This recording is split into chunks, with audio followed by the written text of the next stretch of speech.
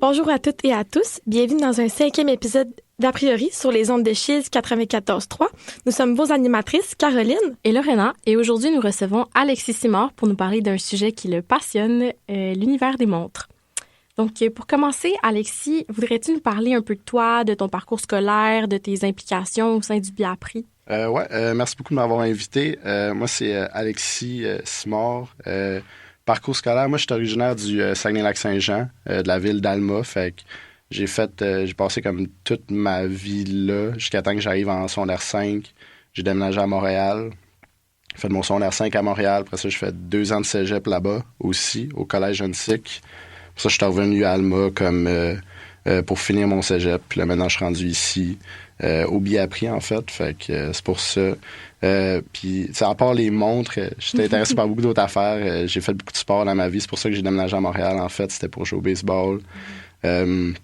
J'intéresse beaucoup par la politique aussi. En fait, c'est pour ça que j'ai rejoint le BIAPRI. Puis, je suis... en fait, c'est pas mal ça. Puis, juste une petite question. Qu'est-ce qui t'a fait vraiment choisir le BIAPRI? Tu viens quand même... T'étais à Montréal avant? En fait, je voulais y aller en Sciences Po. Okay. En fait, je voulais aller en psycho quand je suis rentré au cégep. Okay. Puis là, j'ai eu un cours de psychologie, puis j'ai fait, OK, je veux vraiment pas faire ça. Fait que là, j'avais un cours de sciences politiques qui était comme intro à sciences politiques, puis j'étais comme, c'est vraiment intéressant. Fait que j'ai switché comme de parcours dans les sciences humaines. J'étais comme dans un parcours plus psycho, puis là, j'ai switché pour un parcours plus sciences politiques. Fait que puis là, après ça, c'est une de mes amies qui m'a parlé du BIAPRI, qui a dit genre, si jamais ça t'intéresse, genre, d'autres sphères. En fait, je savais pas vraiment que le BIAPRI avait d'autres sphères que la Sciences Po, là. Je pensais que c'était juste Sciences Po plus relations internationales, parce que c'était plus ça qui m'intéressait. Puis c'est quand je suis comme fait mes inscriptions au cours, j'ai réalisé que j'avais des cours d'économie, des cours de droit, mais ça m'intéressait quand même. Donc, c'était plus pour ça, parce que moi, je sais pas si vraiment la diplomatie, c'est un emploi que je veux faire. Ça m'intéresse beaucoup, mais comme moi, j'aime beaucoup, j'aimerais beaucoup ça enseigner. Okay. Donc, je trouvais qu'avec le BIAPRI, genre, être capable de voir plusieurs matières. Puis, parce que je trouvais vraiment, souvent, les enseignants du cégep à l'université, ils ont comme une connaissance, genre, sur vraiment tout, large, on dirait, large. Puis, tu sais, je suis une personne très généraliste. Donc, je trouvais que le BIAPRI, pour moi, c'était de droit dans le mille dans les affaires qui m'intéressaient. Donc, c'est pour ça. Merci beaucoup. Ben oui. Puis sinon, pour rentrer directement dans le vif du sujet, pourquoi tu as choisi le sujet des montres aujourd'hui? Qu'est-ce qui t'intéresse là-dedans?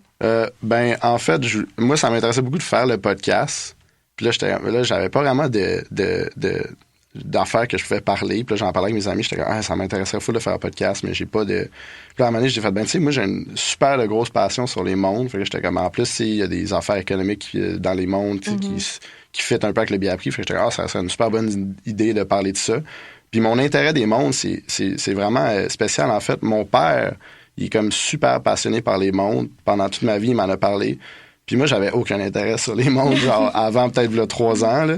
Mais comme quand j'étais jeune, je m'en foutais un peu des montres. Ça m'intéressait pas vraiment. Puis là, moi, j'avais une Apple Watch. Puis mon père, genre, un des Noëls, il m'avait acheté comme un bracelet style montre, genre en métal. Là, j'avais mis ça sur ma Apple Watch, puis j'étais comme, je trouvais ça tellement beau, là. Là, je le mettais partout. Avant, j'en mettais même plus ma Apple Watch, puis j'ai commencé à le remettre à cause de ce bracelet-là. Puis là, je suis comme décidé à m'amener un soir d'écouter genre une vidéo YouTube, genre sur les montres. Puis là, après ça, je suis tombé dans un cercle vicieux de vidéos sur les montres, puis j'ai commencé à lire des articles, des affaires de même, puis qu'est-ce qui est vraiment nice, c'est que ça m'a refait comme... ça m'a comme fait une autre affaire que j'avais en commun avec mon père. Fait que là, tu sais, on a rendu qu'on parle de ça aussi, qui est genre, super intéressant. Fait que je trouvais que c'était comme une façon de reconnecter aussi avec lui. Fait que ça vient de là un peu, là, que je réalise quand je vieillis, j'ai beaucoup plus de ressemblance à lui que quand j'étais jeune, là, ouais. Fait que c'est un peu pour ça. C'est un peu ça que ça vient mon intérêt, là. Ah, mais c'est vraiment intéressant.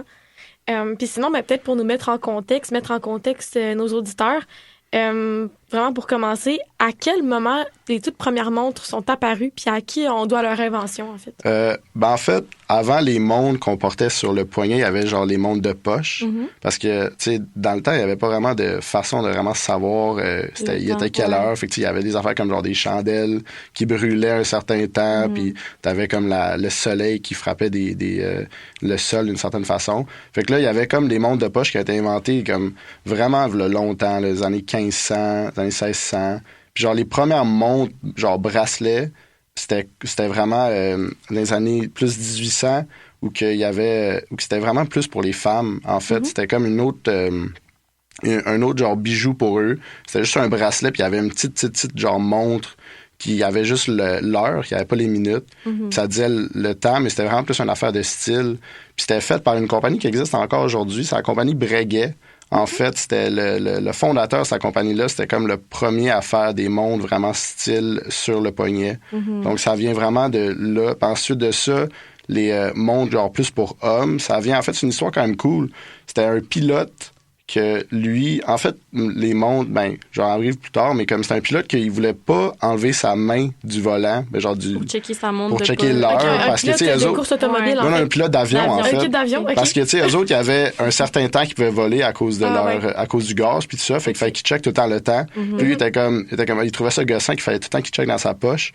Fait que là, il a demandé à son ami, qui était comme un bijoutier, de faire une montre style sur le bracelet, fait qu'il n'avait pas besoin d'enlever ses mains du volant. Fait que c'était comme la compagnie Cartier, qui existe encore aujourd'hui. Je prends plusieurs connects, genre pour les bijoux, les lunettes. Mais eux autres, ils font des montres aussi, puis c'est eux autres qui ont fait les premières montres pour hommes. Ça part de là, en fait. C'était pour des montres pour des pilotes, en fait, pour qu'ils voient l'heure puis le temps. Puis, en fait, quel chemin a été parcouru, en fait, depuis l'invention des toutes premières montres pour qu'on puisse en arriver au modèle plus récent?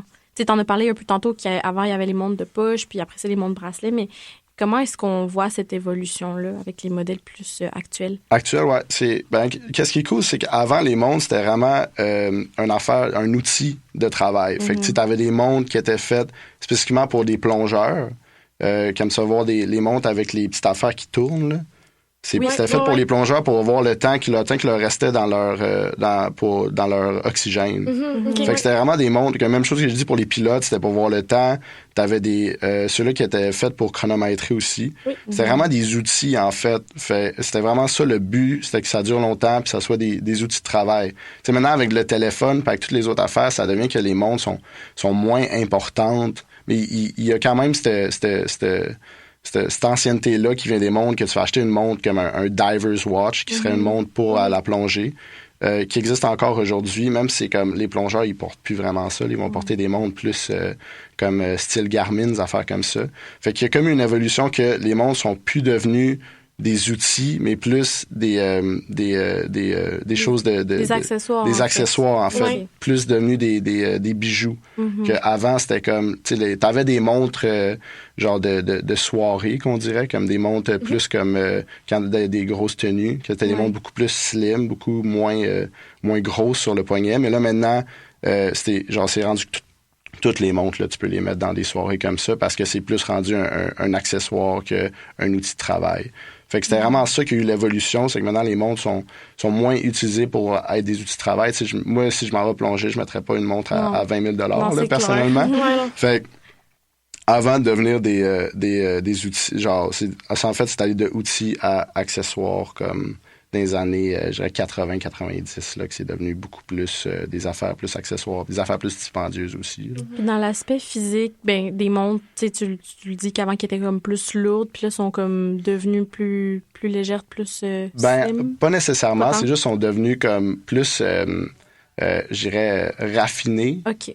Genre, tu sais, comme là, t'es rendu avec des montres avec, tu sais, des diamants dedans, des montres faites en platine. Que avant, tu sais, t'avais des montres, c'était pas mal juste en acier inoxydable. Puis sinon, t'avais des montres en or, que c'était plus, comme j'ai dit, des montres haut de gamme. Là, maintenant, tu vois, des montres qui sont faites avec plein d'affaires. Il y a des montres qui sont faites avec des morceaux de météorites, genre. OK. C'est vraiment intéressant. Eux autres sont extrêmement chers, là, mais c'est fait avec des morceaux de météorites qui ont tombé sur la planète. Là, fait que, maintenant, c'est rendu, les montres sont vraiment plus moi, j'achèterais pas une montre qui vaut cher pour faire une activité. Ça va plus être comme quelque chose d'accessoire. Pour l'exhiber, en fait. Oui, exactement. Si je m'en vais pour faire comme de la plongée ou quelque chose de même, ça va vraiment être plus une montre comme plus technologique là, que j'irais, là, comme style Garmin que j'ai dit tantôt. Là. Fait que c'est vraiment ça c'est ça qui a vraiment différencié les montres d'avant et les montres d'aujourd'hui. Là. Puis un peu dans le même sens, là, je me demandais quand est-ce que la commercialisation des montres a commencé? Ben, ça retourne à quand que les femmes portaient les montres comme style accessoire bijoux. C'est là que c'est devenu vraiment plus commercialisé. Puis je dirais une autre affaire qui a comme ajouté cette commercialisation-là, c'est vraiment arrivé au 20e siècle avec les films. Ouais. Je dirais comme dans les films, c'était rendu que les montres, c'était comme rendu une pièce importante. Okay. L'acteur du film populaire, il portait quelle montre. Okay. Tu vois surtout ça avec une série de films qui est super associée avec les montres, c'est les films James Bond. Oui. Là maintenant, ils sont rendus tout le temps avec des montres Omega, mais avant, comme ils portaient des Rolex, ils portaient des Seiko, ça changeait de film en film. Fait que eux autres, c'est vraiment comme une série de films qui est vraiment associée avec les montres. Fait que ça a comme aidé beaucoup à la commercialisation, je dirais. Puis aussi, après ça, les réseaux sociaux, tu sais. Comme moi, j'ai trouvé ma passion à travers ces réseaux sociaux-là.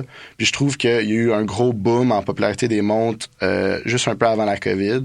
Puis je pense que ça vient 100% des réseaux sociaux aussi, que c'est devenu beaucoup plus populaire qu'avant, là, parce qu'on a vu comme une montée en prix en raison de ça. Fait que je trouve que c'est vraiment comme un aspect... de réseaux sociaux, puis un aspect comme plus hollywoodien que les montres sont devenues plus populaires aussi. Mm-hmm. Okay. C'est vraiment plus la visibilité, en fait. Oui, exactement. Ouais. Parce que avant, genre, tu voyais juste les montres sur comme la haute noblesse, là, comme les femmes qui portaient les montres, c'était que vraiment plus des reines, des princesses. Maintenant, c'est devenu plus accessible d'une façon, mais c'est aussi devenu plus visible aussi en raison de l'accès qu'on a à comme l'Internet, des affaires comme ça. On le voit souvent, justement, en général, dans les publicités de montres, c'est beaucoup les personnes, justement, des célébrités, c'est des personnes connues du public qui vont faire la promotion des montres. Et peut-être que ça va peut-être plus attirer l'attention des téléspectateurs en général, puis ils vont dire peut-être que cette montre-là, ça m'intéresserait. La posséder aussi. Exactement, c'est ça. Ouais, mais tu le vois aussi comme, imagine juste pour pas des compagnies, mais comme des sports, là. Oui. Comme je sais que Tissot, c'est une compagnie, eux autres, qui commanditent la NBA. Donc, tu sais, ils ont tout le temps leur pancarte là. T'as Hublot qui commandite la Première Ligue, si je me trompe pas, dans le soccer. T'as Casio aussi. Ouais, mais Casio, je sais pas c'est qui commandite eux autres. C'est une bonne question. Ouais, on verra après. Mais c'est ça, fait que là, tu les vois comme un peu partout. Puis, t'as Rolex pour le tennis. Souvent, tu le vois. Oui, aussi. Comme eux autres, tu sais, genre le temps, puis après ça, c'est écrit Rolex à côté. Donc, tu le vois que sont comme devenus plus commercial qui... même si c'est vu comme quelque chose de prestigieux, puis comme, faut que tu vois quand même... ça vaut quand même très cher, des montres pareilles, là. Mais tu le vois qu'ils commanditent quand même des affaires qui monsieur, madame, tout le monde peut regarder. Là. Exactement, oui, c'est ça. C'est devenu un peu plus accessible. Ouais, c'est plus rendu caché. Même si le prix est encore assez élevé, là, on se cachera pas, mais oui. Ça tourne autour de petites questions comme ça. Combien, mettons, les gammes de montres, les prix, ça ressemble à quoi? OK, ouais, je peux aller là-dedans parce que c'est très compliqué. Ouais. Quand tu rentres, genre, entrée de gamme pour des montres mécaniques, fait que des montres qui sont pas faites à partir d'une batterie ou qui sont pas faites à partir de quartz, fait que des montres que c'est juste des engrenages qui fait que ça tourne. Fait qu'il y a aucune affaire technologique là-dedans. C'est ça qui est super intéressant par les montres. Comme la montre que moi je porte aujourd'hui, c'est ça. Il y a pas de batterie, il y a rien dedans. C'est juste des engrenages qui tournent, qui fait tourner la montre. Fait que c'est super intéressant.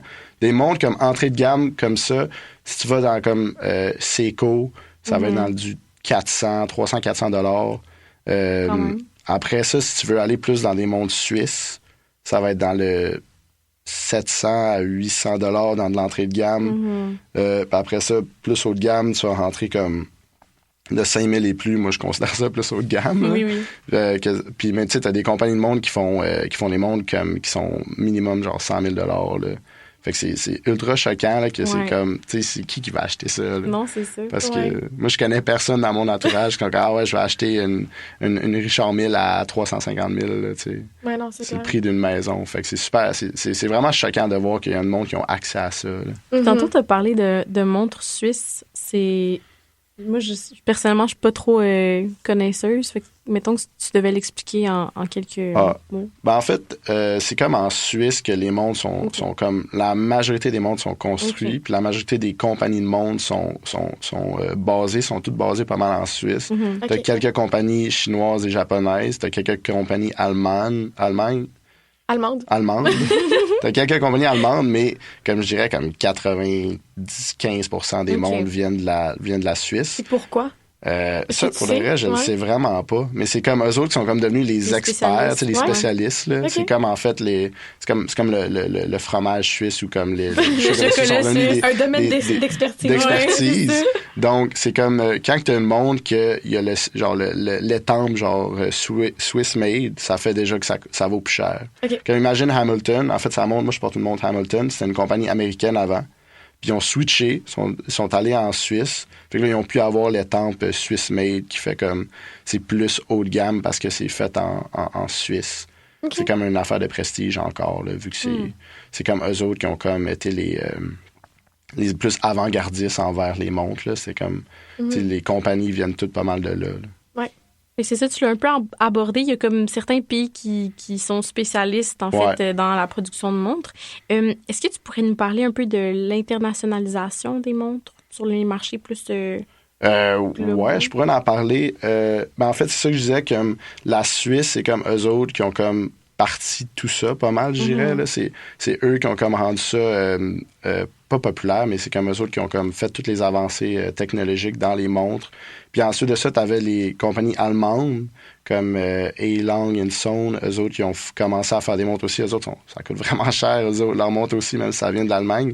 Puis ensuite de ça, tu as comme plus les compagnies asiatiques qui sont arrivées comme dans les années 60-70, que eux, ils faisaient des montres beaucoup plus accessibles, là, des montres à quartz, fait que des montres qui coûtent beaucoup moins cher à construire. Fait que c'est des montres beaucoup moins chères pour le public.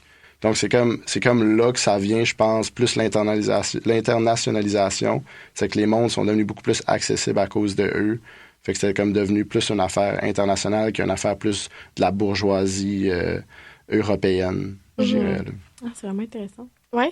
Puis sinon, un peu dans le même sens, là, est-ce que tu pourrais nous parler un petit peu là, des matériaux qui sont utilisés pour la confection des montres? Puis peut-être en quoi, justement, exemple, certains matériaux utilisés vont faire que le prix de la montre va être plus grand ou plus bas, peu importe? La majorité des montres sont faites comme les montres normales, là, sont faites en acier inoxydable. Oui. Fait qu'en stainless. Fait que ces montres-là, c'est souvent tes montres les moins chères, là, vont arriver en acier comme ça. Après ça, quand tu vas aller avec des montres plus chères, tu vas avoir des montres en or. Fait que tu peux avoir des montres genre rose gold, yellow gold, puis white gold. Ce serait comme les 3 types d'or que tu peux avoir dans les montres. Mais souvent, les montres sont pas faites en 100% en or. Là. Ils vont toujours avoir une certaine partie qui va être en acier parce que c'est juste, c'est moins cher à confectionner des affaires comme ça. Puis c'est plus populaire aussi avoir 2 couleurs sur la montre que juste une. Ensuite de ça, tu vas avoir des montres en platine, que ça, c'est vraiment encore plus cher, je dirais. Les plus chers, souvent ça. Puis comme j'expliquais tantôt, il y a des montres aussi qui sont faites avec des morceaux de météorite, mais ça va juste être le cercle dans le milieu avec les heures écrites dessus. Ça va juste être une plaquette. La plaquette qui va être découpée va être avec le météorite qui est descendu. Mais comme la montre au complet ne va pas être faite comme ça. Là. Ouais, non. Mais sinon, c'est pas mal ça les matériaux qui sont utilisés. Il y en a probablement d'autres que moi, je connais moins, mais souvent, la base, c'est vraiment ces matériaux-là. Puis comme j'ai dit, le plus que le matériau va être cher, le plus que la montre va être chère. Oui. Ça, c'est les matériaux, en fait, à l'extérieur de la montre? À l'extérieur de la montre. Okay. Comme à l'intérieur, c'est comme de l'acier, des affaires comme ça, pour faire les engrenages, affaires de même. Fait que c'est plus l'extérieur qui vaut cher que, mettons, qu'à l'intérieur. Tout le temps, l'intérieur vaut cher aussi, dépendant du mouvement qu'on appelle. Fait que le mouvement d'une montre, c'est comme c'est tout le temps des affaires comme trademark d'une compagnie confectionner un mouvement. Fait que le mouvement, ça veut dire comment que la montre, elle tourne. Fait qu'imagine une montre que le mouvement est beaucoup plus précis ou qu'il y a certains standards aussi. Fait que s'il est capable d'obtenir ces standards-là, ça va valoir plus cher. Fait qu'imagine, il y a certaines compagnies de montres qui font juste l'extérieur, puis c'est une compagnie secondaire qui vont faire l'intérieur, fait que le mouvement. Fait qu'imagine pour Rolex, pendant un bout, eux autres, c'était pas eux autres qui faisaient le mouvement pour leur montre, pour spécifiquement leur Daytona. C'était une autre compagnie, Zenith. Mais là, maintenant, ils sont capables de faire leur propre mouvement. Là. Mais tu vois, il y a tout le temps un rattachement envers cette compagnie-là, comme genre, on travaille ensemble longtemps. Fait que c'est super intéressant de voir comme, est-ce que la compagnie a fait son propre mouvement, fait qu'un mouvement in-house, fait que c'est eux qui font leur propre mouvement, là, ça va valoir plus cher leur montre. Ou est-ce que c'est comme... Parce qu'en fait, les compagnies de montre, c'est souvent des conglomérats, genre. Souvent plus de les compagnies toutes ensemble. Fait que est-ce que c'est un mouvement du conglomérat? C'est comme, imagine, tu sais, comme Tissot et Hamilton sont ensemble. Est-ce que c'est un mouvement Tissot? Fait que là, maintenant, il adonne à Hamilton, ou est-ce que Hamilton a fait son propre mouvement? Fait que c'est tout le temps ça aussi, voir c'est le plus cher aussi. Parce que le mouvement est extrêmement cher. C'est pour ça que des montres mécaniques sont plus chères que des montres en quartz, parce que c'est plus dur à faire. Mais tout le temps, à l'extérieur aussi, c'est les matériaux utilisés qui vont valoir plus cher. Fait que plus le mouvement il est précis, plus que ça augmente la valeur de la montre? Oui, pas nécessairement, parce que tu vas avoir des mouvements qui sont pas tant précis, mais la montre va valoir cher pareil. Mais c'est sûr que ça aide beaucoup aussi. Puis est-ce que le mouvement il est durable? Est-ce que la montre est durable aussi? Quand tu vas rentrer dans du haut de gamme, comme des affaires comme Rolex puis tout ça, là, des montres, ça dure des éternités. Là. C'est vraiment comme différent avec des autres affaires haut de gamme, je dirais. Là, que, imagine genre des Ray-Ban, là, ça casse facilement. Mais des montres, le plus que ça vaut cher, souvent le plus que ça va être durable aussi. Fait que c'est vraiment différent, je dirais, des affaires, des autres accessoires haut de gamme. Ah oui. Puis vers le début des années 70, le quartz va être introduit dans les montres. Puis grâce aux propriétés de ce cristal, en fait, la montre va devenir de plus en plus précise puis moins chère à produire. Quels effets sur le marché est-ce que tu dirais que cette introduction du quartz dans les montres a eu? Ben, en fait, c'est super intéressant. C'est quelque chose qu'on appelle dans le monde des montres, c'est la crise du quartz. C'est dans les années 70, comme j'ai dit, début 69, les compagnies chinoises et japonaises, ils ont comme créé ce mouvement-là avec le quartz, que ça fait c'est super moins cher à faire. Puis c'était super plus accessible. Il a pu en produire beaucoup plus. Fait que ça fait que comme 60% des compagnies suisses qui faisaient juste des mouvements mécaniques ont comme effondré puis ont fait faillite. Fait qu'il y a beaucoup de monde qui avait peur que juste le monde des montres genre mécaniques allait comme s'effondrer puis ça allait juste tout devenir des montres de quartz. Mais là, après ça, on a eu comme... Il y a un créateur de montres qui s'appelle Gérald Genta, qui est super reconnu parce qu'il a fait 2 montres très populaires encore aujourd'hui, qui est la Royal Oak dans les Audemars Piguet, puis il a fait la Nautilus dans Patek Philippe. Ces 2 montres-là sont sorties comme dans les années 70-80. C'est comme ça qu'il a remis en vie le monde des montres mécaniques. Parce que c'était plus devenu, comme j'ai dit, une affaire accessoire maintenant. Genre, t'achètes du haut de gamme parce que tu peux acheter une montre à 20 $, puis elle va être plus précise qu'une Rolex à 20 000. Mais le Rolex à 20 000 a comme plus un statut, tu sais. C'est plus quelque chose de haut de gamme. Fait que c'est comme ça qui a fait un gros changement dans le monde des montres à cause de puis aussi sur l'effet du marché à cause de cette crise de quartz-là, parce que il y a eu un changement qui s'est devenu plus des accessoires que des outils.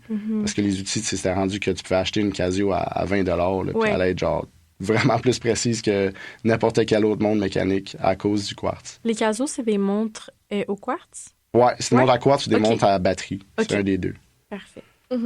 Puis sinon, dans une optique plus économique, on va essayer de faire un petit lien avec nos disciplines au billets-prix. Est-ce que tu pourrais nous parler du marché des montres? Oui, le marché des montres, c'est vraiment intéressant parce que c'est un marché quand même pas difficile, mais comme plus genre bourgeoise puis de noblesse. Fait que des montres extrêmement chères, de un, sont chères, puis de deux, sont difficiles à avoir accès. Donc, même si tu as beaucoup d'argent, c'est difficile de recevoir les montres. De un, parce qu'ils en produisent pas beaucoup dans une année.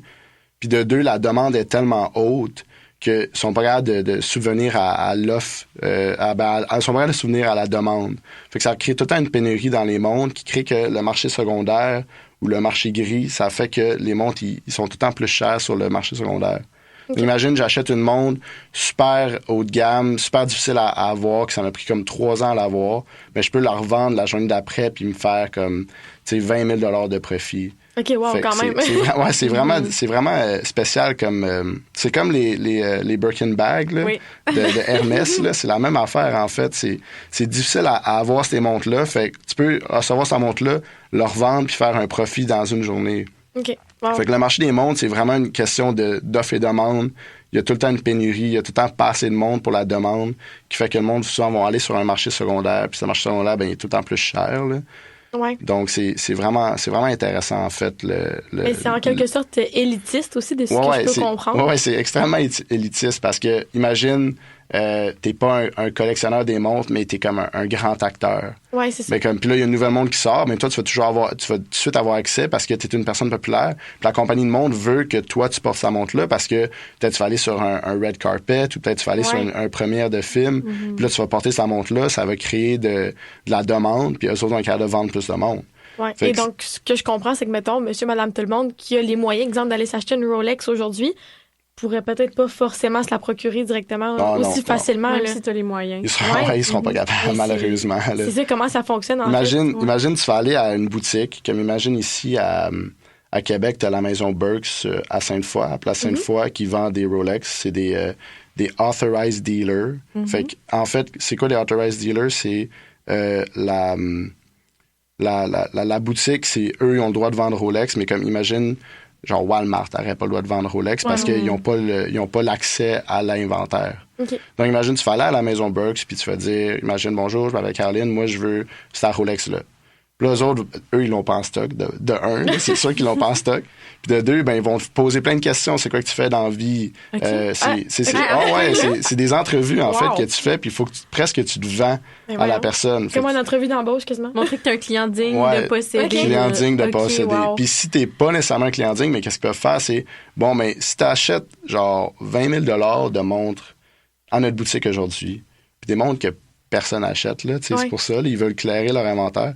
Mais nous autres, on va te mettre sur une liste d'attente. La liste d'attente peut-être à 2 ans, peut-être à 3 ans, peut-être à 5 ans, peut-être à 10 ans même. Là. Hey, puis quand on va t'appeler, ben là, tu auras accès à aller venir acheter la montre. Fait que c'est vraiment une affaire élitiste. Là. Fait que c'est pour ça qu'il y a un marché secondaire si fort dans les montres parce que c'est tellement difficile de les avoir. Ben oui, c'est ça, j'imagine, quand justement, de l'acheter neuve, vraiment du...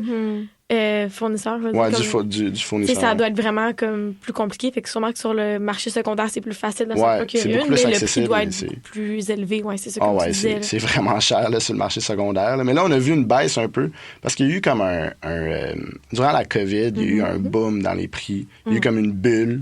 Je dirais comme une bulle de finances. Il y a eu la même affaire parce que le monde recevait... Le monde ne travaillait pas. Le monde recevait de l'argent du gouvernement, comme c'est la PCU. Fait que là, il y a plein de monde qui achetaient des montres, ça faisait monter le prix, Là, maintenant, les prix ont quand même descendu un peu sur le marché secondaire. C'est moins pire qu'avant. Mais comme, tu sais, dans les... 2021, là, les prix des montres, c'était tellement haut sur le marché secondaire. Tu avais des montres qui valaient... peut-être 20 000 retail, fait que 20 000 à la boutique. Puis sur le marché, il allait pour 100 000.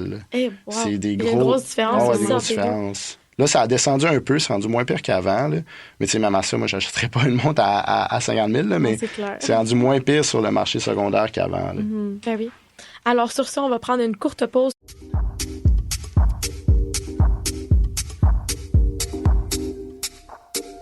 Alors, on est de retour a priori sur les ondes de Chiz 94.3. Alors, pour continuer, est-ce que tu pourrais nous parler, là, Alexis, du contexte d'instabilité politique actuelle, notamment là, avec l'impact du prix des montres, essentiellement? L'instabilité politique ou l'instabilité économique?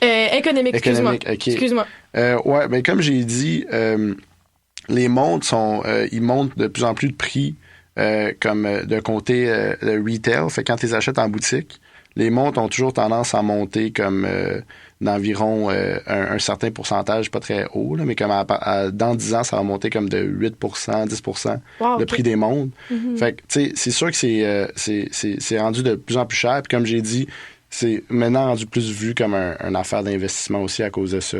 Fait que les personnes peuvent juste acheter des montres, puis après ça, le garder comme un investissement. Là, mais on va revenir à ça tantôt. Ben oui. Mais la raison que c'est rendu comme l'instabilité économique, c'est qu'aussi, c'est fait avec des métaux précieux souvent, comme de l'or. De l'or, on va pas se cacher, il n'y en a pas beaucoup sur la Terre.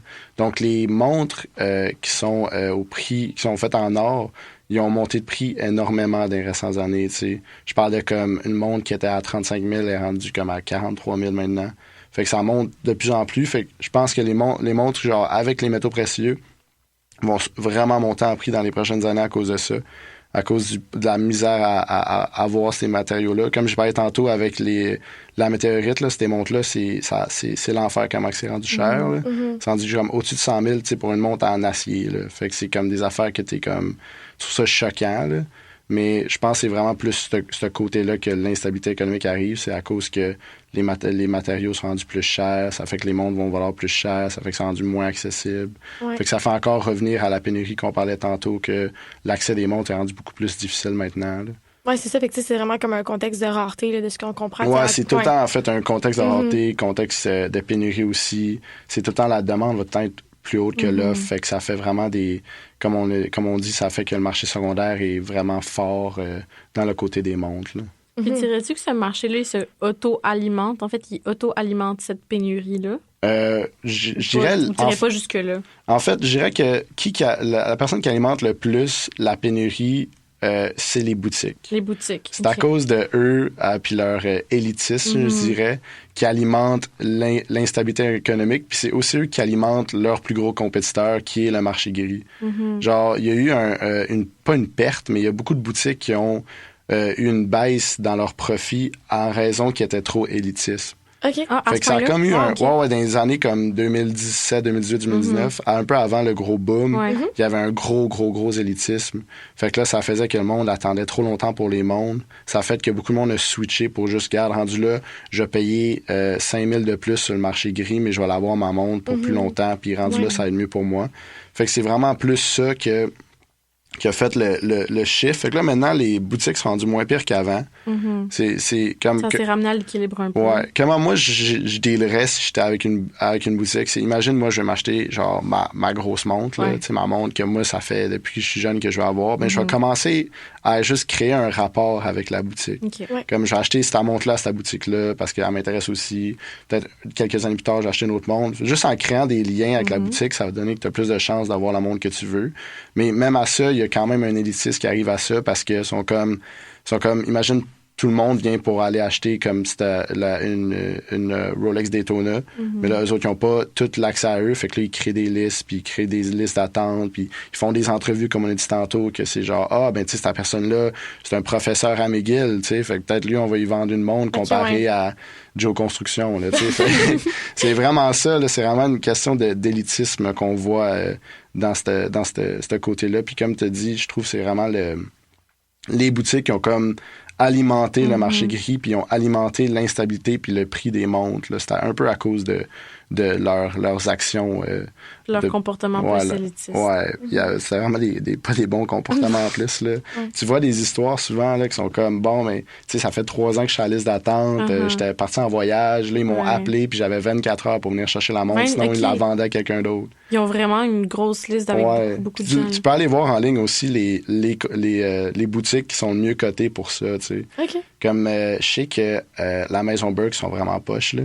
Genre, je suis allé voir en ligne, puis ils sont vraiment pas bons pour ça, là. Je sais que à Montréal, il y a Château d'Ivoire, qui est une boutique de montres aussi, que eux sont moins pires un peu. Fait que, s'il y a des riches qui m'écoutent en ce moment, qui veulent acheter des montres, je dirais d'aller à Château d'Ivoire, là. Des riches au bien pris. Ouais, des riches au bien pris, là. D'après, il doit y avoir une personne. Mais j'irais probablement plus vers Château d'Ivoire, à Montréal. Mais sont moins pires que la Maison Burke, que je trouve qu'ils sont... Parce que même si tu vas à Maison Burke juste pour regarder les montres, là, ils te regardent tout le temps avec un side-eye. Un petit dédain, genre. Ouais, tu sais, comme... Moi, des fois, ça l'arrive que je vais juste aller, genre, regarder les montres, là, puis ils te regardent parce que t'es tout seul en magasin, parce que personne d'autre va regarder les montres parce que ça coûte trop cher. Fait que là, ils sont juste les deux à te regarder.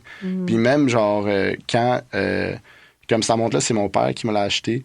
Même quand que lui est allé pour l'acheter, le service à la clientèle était pas bon. Puis là, moi, quand j'étais allé pour m'acheter des bracelets, parce que tu peux changer les bracelets, le service à la clientèle était pas bon non plus. Là. La personne voulait me vendre, genre, c'était la bracelet comme 75 $. Il voulait me vendre ça à 115 $. Puis j'étais comme, elle rendu là. C'est comme s'il voulait pas te le vendre, en fait. Ouais, c'est ça. Parce que j'avais pas mis ma veston-cravate. Je pense que j'avais veston-cravate. Il m'en l'aurait vendu. Là. En jogging, c'est plus difficile. Ouais. C'est ça, tantôt, tu as mentionné beaucoup le marché gris. Pour nos auditeurs qui nous écoutent et qui sont pas très familiers avec ce type de marché, est-ce que tu pourrais comme simplifier le concept? Ouais, je vais mettre ça plus simple. C'est, t'as des vendeurs indépendants qu'on va appeler, que eux autres, qu'est-ce qu'ils font, c'est qu'ils achètent des montres, soit qu'ils achètent des boutiques, soit qu'ils achètent de deuxième main, là, de second hand, puis ils vont les revendre plus cher sur qu'est-ce qu'on appelle le marché secondaire ou qu'on appelle vraiment dans le monde des montres le marché gris. Que c'est pas le marché noir parce que c'est pas illégal. Non, là. c'est sûr. Mais le monde, qu'est-ce qu'ils vont faire, c'est qu'ils vont acheter une montre neuve, ils vont leur vendre plus cher. C'est comme un peu de même qui font leur argent, tu sais. Puis t'as beaucoup de les influenceurs souvent de montres, comme tu sais que tu vois sur TikTok, ça fait de même. C'est des dealers marché gris, tu sais. Okay, Fait qu'ils vont aller à comme des encans, puis vont acheter des montres, vont faire des deals. Après ça, ils vont revendre des montres plus chères. Ils vont avoir des clients qui vont demander une certaine montre, ils vont aller la trouver, ils vont la vendre à eux. Puis, tu sais, moi, personnellement, ça m'intéresse moins le marché gris parce que qu'est-ce qui est vraiment le fun quand tu achètes une montre, c'est que tu reçois une petite carte avec ton nom dessus, avec ton numéro de client, c'est tout bien fait, mais comme, imagine, tu achètes une montre sur le marché gris, mais ça va être le nom de quelqu'un d'autre sur la carte. Marketplace? Ouais, c'est un marketplace, en fait. Okay. C'est genre, souvent, ça se fait sur, ça s'appelle Chrono 24. Il y a un site en particulier? C'est un site.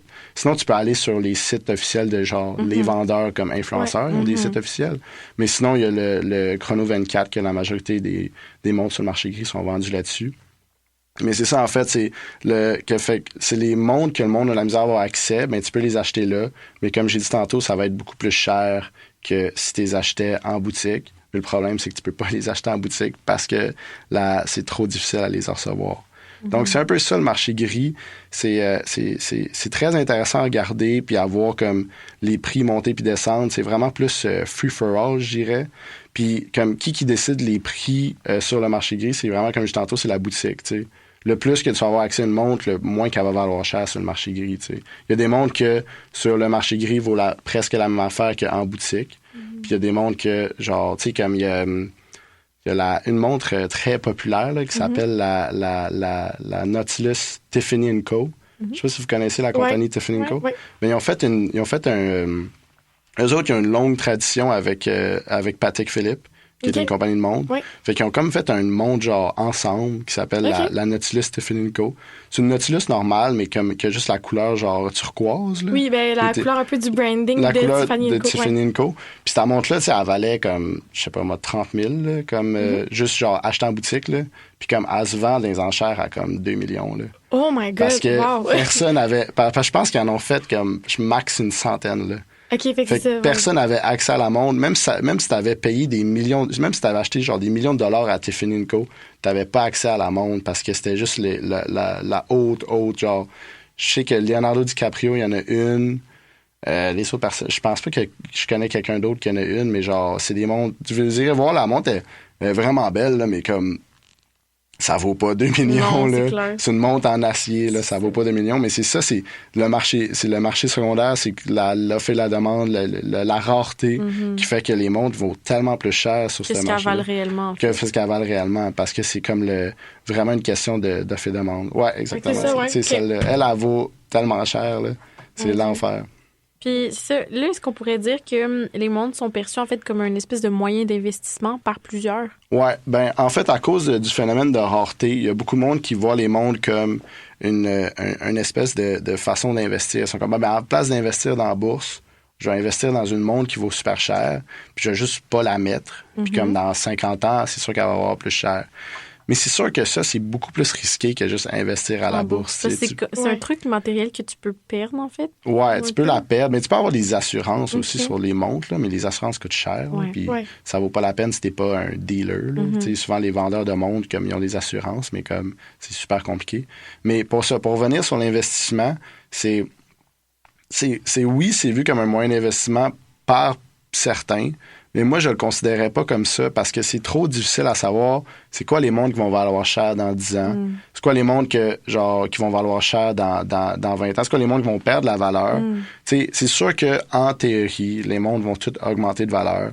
Mais comme si tu avais juste mis cet argent-là dans la bourse, dans quelque chose qui est pas risqué, tu aurais probablement gagné plus d'argent. Parce que tu as beaucoup de monde que genre, il y a 10 ans, personne ne les voulait. Puis là, maintenant, ben, tu sais, le Rolex, ils en font plus. Ou Patek Philippe, ils en font plus. Fait que là, maintenant, c'est un phénomène de rareté parce qu'ils sont revenus dans la popularité. Ben là, tu sais, ça, tu sais pas c'est quel monde qui va arriver. C'est comme jouer un peu à l'auto. Là. Tu sais pas quel monde qui va valoir cher, quel monde qui va pas valoir cher. Oui, tu as certaines façons de le savoir parce que, imagine, c'est une édition limitée. Oui, c'est sûr que ça va valoir plus cher dans 10 ans, là, mais comme, est-ce que tu vas avoir accès à cette édition limitée-là? Si tu as accès, genre, go for it, là, ça va probablement valoir plus cher, mais comme, déjà, si t'as pas l'accès, ça vaut pas la peine de l'acheter sur le marché secondaire à plus cher pour en fait dire, ah ben là, dans 10 ans, je vais leur vendre. Puis là, c'est rendu 3e personne qui leur vend, tu sais. Tu sais, les montres, tu veux pas...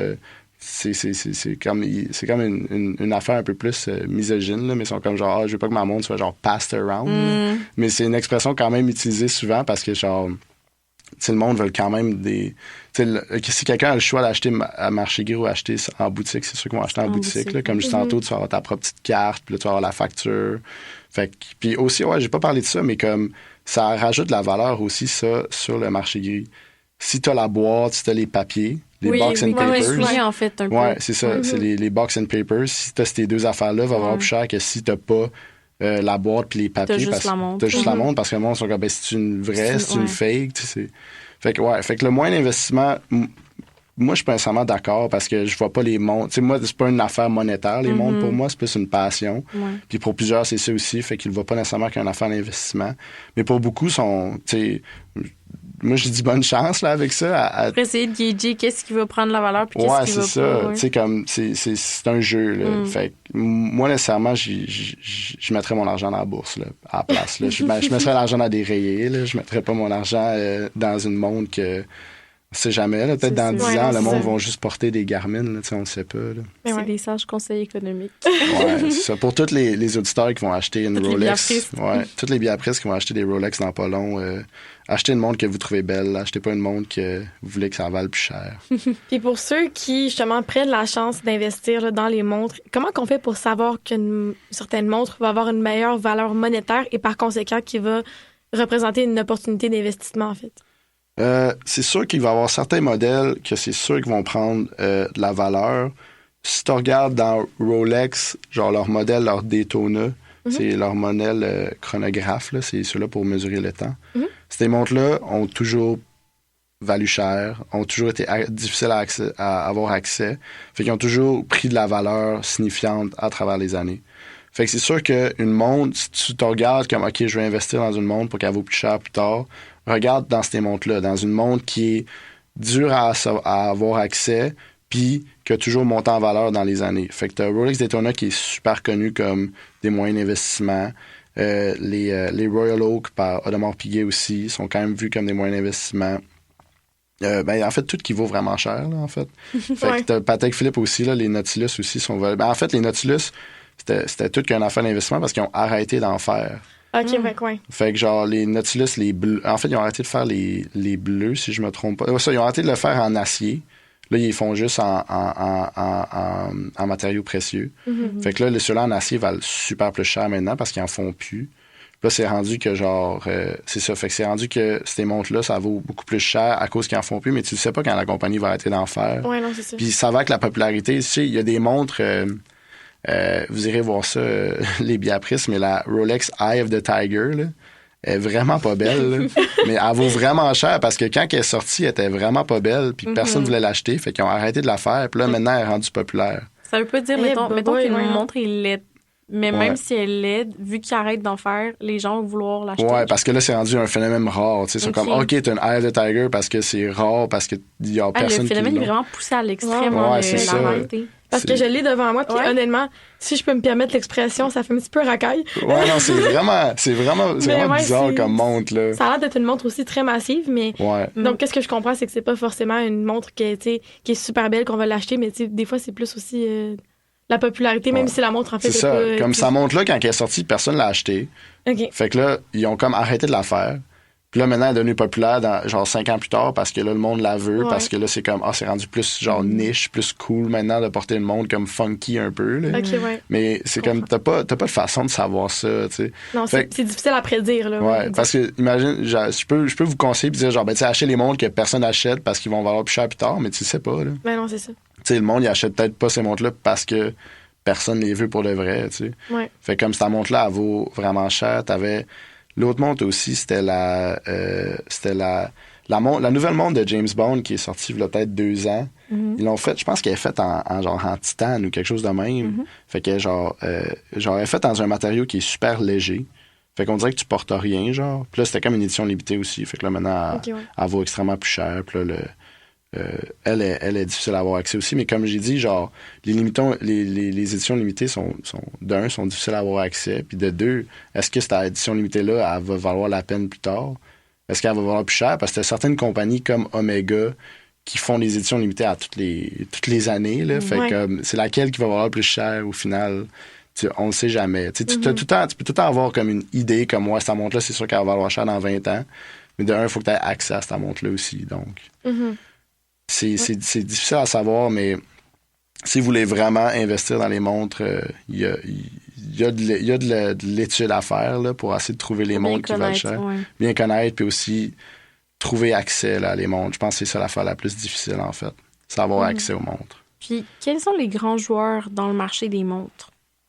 Comme j'ai parlé beaucoup de Rolex, puis je pense que tout le monde connaît Rolex, mais en fait, Rolex sont très, très populaires, puis sans Rolex, on n'aurait pas le marché des montres qu'on a aujourd'hui. Mais tu as quelque chose qui s'appelle la Holy Trinity des montres. Puis ça, c'est Vacheron Constantin, c'est Audemars Piguet, puis c'est Patek Philippe. Okay. C'est comme les 3 montres suisses qu'on appelle la Holy Trinity. Les Big Three. C'est le Big Three, là, c'est eux autres. Là. Fait que t'as ces 3-là, que c'est sûr que t'achètes une montre d'eux autres, ça va valoir plus cher plus tard parce que c'est c'est la Holy Trinity. Après ça, t'aurais, comme dans les autres montres vraiment haut de gamme, t'aurais Richard Mille, que moi, personnellement, je les trouve vraiment lettres, là. Okay. Genre, c'est comme moi, je l'appelle les Bugatti de le monde des montres. Okay. Ouais, tu vas avoir ta Mercedes, tu vas avoir ta Ferrari, ça, c'est tes Rolex, ça, c'est tes Audemars. Après ça, t'as des Bugatti qui vaut genre 1 ou 2 ou 3 millions. C'est la même chose avec Richard Mille. Il y a personne qui est dans leur territoire d'un prix. Genre, toutes les Richard Mille valent au-dessus de 100 000 à peu près. Puis t'en as qui vaut 3, 4, 5 millions, là. Ouais. Mais c'est vraiment des montres niches, là. Okay. Je pense que le monde, il porte ça plus pour avoir l'air cool parce qu'ils ont vraiment une forme distincte. Je pense que le monde, il porte ça plus pour le prestige. Distinguer un peu des autres. Parce que moi, je porterais pas ça. D'un, ça coûte vraiment cher, là. Après ça, on parle des montres plus entrée de gamme, là. T'as Seiko qui est extrêmement populaire.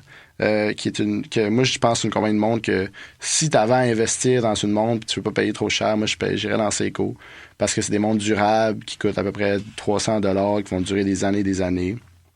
Après ça, moi, j'irais dans du moins cher, j'irais comme dans du Hamilton, du Tissot, du Longines un peu plus cher. Mais comme si tu veux plus aller dans du Suisse, ça serait dans ceux-là. De ça, si tu veux vraiment comme investir comme un 5 000 $, si t'es risqué comme ça, j'irais dans probablement du Omega, du Tudor. Ça serait là-dedans. Ça serait comme ça tes grands joueurs, là. À peu près. J'ai parlé tantôt de A. Lange & Söhne, qui est la compagnie allemande, genre très chère, là, mais les autres, leurs montres sont vraiment belles, là. Mais à peu près, c'est ça, les gros joueurs des montres, là. Puis un peu dans le même sens, c'est quoi les différents styles de montres qui existent? Peut-être pour justement nous aider à nous repérer. J'en parle depuis tantôt, mais je dirais à peu près 4 ou 5 styles. Tu vas avoir les montres normales qui n'ont pas nécessairement une fonction. Parce que souvent, les montres avant, c'est des outils. Fait que tu as certaines montres qui ont des fonctions. Tu vas avoir des Divers Watch, que c'est des montres pour la plongée. Eux autres, ils vont avoir ça s'appelle un bezel. Un bezel, c'est l'affaire sur la montre qui tourne. Okay. Comme des fois, ils vont avoir comme une genre de cercle qui ça tourne. Ça aide pour le temps. Fait qu'imagine les Divers Watch vont savoir ça, c'est pour aider avec le temps. Fait que genre, tu dis, bon, mais j'ai 20 minutes pour avec ma tank pour l'oxygène, mais je vais mettre 20 minutes sur mon petite affaire. Puis ça va m'aider à y aller. Puis je vais savoir le temps quand ça va dépasser ce temps-là, ça veut dire qu'il faut que je remonte en haut. Après ça, tu vas avoir des GMT. Ça, c'est comme, tu es capable d'avoir 2 temps en même temps, genre. Fait que t'es capable d'avoir comme, imagine le temps ici. Imagine l'heure de l'Est, puis l'heure de... Ouais, c'est ça. Imagine t'es quelqu'un qui voyage beaucoup, mais comme tu peux avoir le temps local, puis imagine tu veux savoir le temps de ta famille, ta famille est à Montréal, mais toi t'es à Londres, parce que t'as un meeting. Mais tu peux avoir le temps pour ta famille à Montréal, pour savoir quand les appeler, puis des affaires comme ça. Puis t'as le temps à Londres. Après ça, t'as des chronographes que eux autres, c'est ceux-là avec 3 boutons. Ça fait pour mesurer le temps, en fait. Ça, c'était fait pour les courseurs de voitures. Oui. Fait que des fois, si vous avez des vieux films de courseurs, souvent, ils vont avoir des montres comme ça. Ça, c'est pour aider avec... Ça, c'était dans le temps, ils mesuraient le temps des laps avec ça. Ensuite de ça, tu vas avoir des dress watch, que c'est des montres, comme j'ai dit tantôt,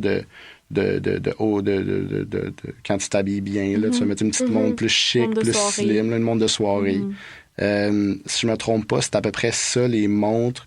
Tu vas avoir comme des montres plus des field watch qu'on appelle. C'est des montres un peu plus rugueux que les numéros sont plus gros pour que ce soit plus visible. C'est des montres style militaire, je dirais. OK, oui. Fait que c'est genre, ils ont plus une affaire plus militaire. Là. Fait que quand des montres de pilotes, tu vas voir ça. Là, souvent, ils ont des gros numéros pour que ce soit très, très visible. Là. Comparé à des montres des dress watch que souvent, ils vont même pas avoir de numéros. Là. Ça va juste être des petites lignes. Là. Puis est-ce que, mettons, les montres plus pour le travail, tu sais, comme pour les militaires, est-ce que c'est des compagnies en particulier qui font ces montres-là ou ça se peut qu'une compagnie fasse des montres comme plus dressy puis des montres plus rudimentaires, je sais pas. Ouais, mais il y a des compagnies qui font un peu de tout. Tu sais, comme Rolex, ils font un peu de tout. Mais comme tu as des compagnies qui sont comme reconnues pour leur montre, genre de pilotage, comme Longines sont reconnus. Mais tu sais, les pilotes, ils portent plus ça, mais comme dans le temps. Puis même, genre, leur logo, ils ont genre de petit avion. Hamilton sont connus pour faire des montres plus militaires parce que c'était eux qui donnaient les montres. Durant la Deuxième Guerre mondiale, les Américains portaient des Hamilton. Rolex aussi sont reconnus pour travailler beaucoup avec les services militaires anglais en Angleterre. Fait que tu sais, t'as certaines montres que tu sais qu'ils vont faire, qui font certains styles, mais souvent les montres haut de gamme genre les compagnies vont faire toutes, là. Genre, ils vont faire tout. Puis après ça, j'ai oublié de parler, ils ont ça coûte cher, mais c'est des World Timer. Tu peux, genre, changer l'affaire, puis tu vas avoir le temps partout dans le monde, genre. Wow. Mais ça coûte vraiment cher. Ouais, j'imagine. Ouais, fait que t'as ta complication-là aussi qui existe. Mais non, ça, pour revenir sur les compagnies, spécifiques, dans le bas de gamme, t'en as des compagnies qui sont reconnues pour faire une certaine affaire, mais souvent, quand tu rentres dans le haut de gamme, les compagnies, ils font pas mal tout. OK. Puis sinon, peut-être pour conclure là, l'épisode, dans une optique plus rétrospective, est-ce que tu pourrais nous faire peut-être un historique de l'importance des montres? Ouais. Moi, je ferais plus, genre, pourquoi une montre, c'est important plus pour moi, là. Ah, ben, pas de problème. Réussir à convaincre les Béatrices d'acheter des montres. Parce que moi, je pense, même à travers l'histoire, là, une montre, c'est pas juste un accessoire, mais pour moi, ça dit une histoire, tu sais. Oui. Comme, moi, la montre que je porte en ce moment, c'est mon père qui me l'a donnée pour ma fête cette année. Puis ça montre que je vais porter comme toutes mes années ici au Biapri. Ouais. Fait que, tu sais, dans 10 ans, quand je vais la remettre, parce qu'elle va encore marcher dans 10 ans, parce que ça dure longtemps, les montres, je vais être genre, damn, c'est avec cette montre-là que j'ai gradué le Biapri. Ou peut-être, je vais acheter une montre quand que je vais graduer le Biapri, puis cette montre-là va représenter moi qui ai gradué le Biapri, tu sais. Fait que tu peux toujours attacher une histoire à la montre, puis un memory à la montre. Ouais. Fait que je trouve que c'est super important. Puis les montres, vu qu'ils durent vraiment longtemps, tu peux les léguer aux enfants, tu sais. Comme mon père, il a quelques montres que genre ça vaut cher pour lui, tu sais. Peut-être lui quand il va passer, il va me passer à moi, puis moi je regarde à passer à mon fils. T'sais, il va avoir une histoire à travers ça. Fait que c'est pour ça que c'est difficile pour plusieurs de vendre leur montre parce qu'ils ont tout le temps un rattachement à eux. Puis pour moi aussi c'est ça. Fait que si vous achetez une montre, achetez pas juste une montre parce que vous voulez en avoir une. Achetez une pour une occasion spéciale. Donc, tu sais, c'est quand vous allez graduer, quand vous allez recevoir votre premier bonus à votre job, tu sais, des affaires qui vont vous faire rappeler comme, genre, où vous êtes rendu où dans la vie, pourquoi vous avez reçu cette montre-là. Puis je pense que c'est vraiment plus pour ça que vous devrez acheter une montre. C'est plus pour le côté personnel de ça, tu sais, l'attachement qu'on a à la montre, tu sais. Oui, parce que, tu sais, c'est vraiment comme un véhicule, exactement, d'attachement émotionnel. Si on le voit, je veux dire... Comme pour ma part, exemple, mes grands-parents m'ont donné beaucoup de bijoux, tu sais, justement, dont j'ai hérité notamment, mais tu sais, des montres comme une petite montre assez simple que ma grand-mère a portée toute sa vie, mais tu Tu veux pas, comme le fait de la porter sur soi à tous les jours, je pense que ça fait peut-être la différence. Puis c'est ça que tu nous expliques en ce moment, c'est super intéressant, je trouve.